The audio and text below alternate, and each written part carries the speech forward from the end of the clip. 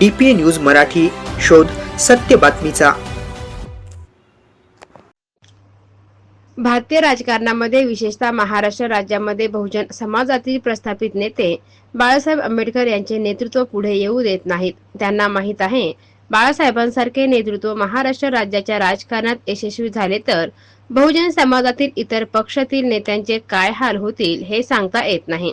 त्यामुळे आंबेडकरी कार्यकर्त्यांनी तळागाळात जाऊन बाळासाहेबांचे विचार सांगितले पाहिजे, तरच बहुजन समाज एकत्र येऊन असे प्रतिपादन वंचित बहुजन आघाडीचे सर्वेसर्वा बाळासाहेब आंबेडकर यांच्या जन्मदिनानिमित्त बोलताना उपासक मुंजाजी कांबळे यांनी व्यक्त केले।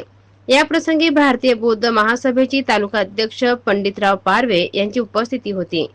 ॲडव्होकेट बाळासाहेब आंबेडकर जन्मदिवस वाढदिवसाच्या कार्यक्रमाचे सूत्रसंचालन जोंधळे यांनी केले, तर आभार वंचित बहुजन आघाडीचे तालुका अध्यक्ष गजानन पारवे यांनी व्यक्त केले। या प्रसंगी वंचित बहुजन आघाडीचे नेते सिद्धोधन सावंत यांनीही आपले मनोगत व्यक्त केले। DPA न्यूज साठी प्रतिनिधी राहुल साबणे, गंगाखेड।